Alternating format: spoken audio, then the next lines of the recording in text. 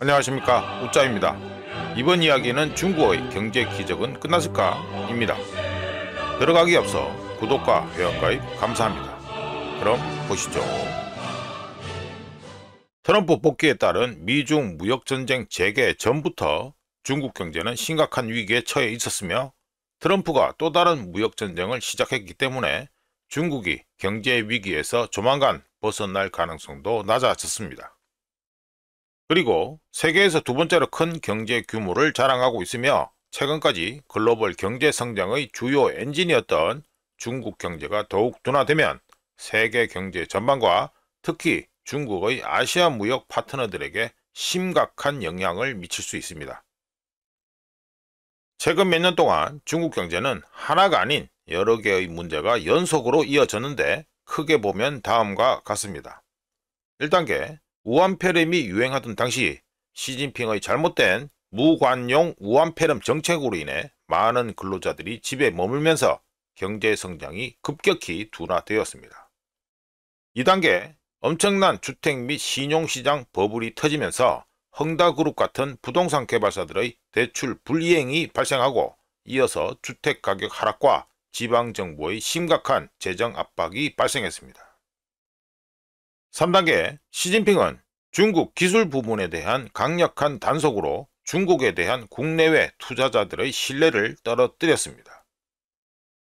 1년의 문제들이 도출한 결과는 공식 데이터 기준으로, 첫 번째, 7에서 8% 수준을 보였던 중국의 경제 성장률이 2024년에 겨우 5%로 둔화되었고, 두 번째, 성장률 하락과 동시에 중국 민간 부분과 지방정부 부채 문제를 악화시키고 중국 소비자들의 지출 결정을 지연시킬 수 있는 가격 하락을 겪고, 세 번째, 청년 실업률을 측정하는 방법을 바꿨음에도 불구하고 16에서 24세 실업률은 사회적으로 걱정되는 수준인 18.8%를 2024년 8월에 기록하기도 했습니다. 주택시장과 신용시장 버블이 터지는 상황에서 국가가 경제를 안정시키는 데 쓰는 일반적인 방법은 상당한 규모의 재정 및 통화정책 지원을 제공하는 것인데, 2025년 현재 중국 상황은 경제를 지원하는 두 가지 수단 중 어느 것도 이용할 수 없는 것으로 보입니다. 왜냐하면 지방정부들의 위태로운 재정 상황을 감안했을 때 대규모 예산 부양책을 벌여서 중국의 공공부채를 더 키우는 걸 당연히 꺼릴 수밖에 없기 때문이죠. 게다가 신용 조건을 완화할 경우 중국의 주택 및 신용시장 버블이 악화될 뿐, 이전 주택 및 신용시장 과잉에 대한 청산일만 지연시킨다는 문제가 있습니다. 따라서 중국에게는 자국 통화를 싸게 만들고 과도한 산업 능력을 해외로 덤핑하는 것, 즉 수출 이외에는 다른 선택지가 없습니다. 그런데 2025년 현재 거의 모든 국가, 특히 미국이 중국의 과잉산업 능력을 받고 싶지 않다는 문제가 있습니다.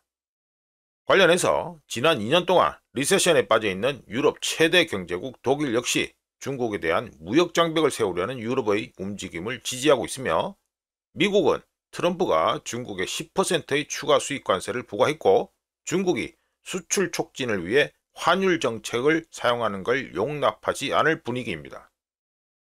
참고로 트럼프는 중국산 수입품에 대한 미국의 의존도를 낮추겠다는 명확한 목표 하에 관세를 인상하고 있습니다. 마무리해보면 지금까지 말한 모든 것들은 예전 일본처럼 중국도 고통스럽게 느린 경제성장, 즉 잃어버린 10년을 경험할 가능성을 높이게 합니다.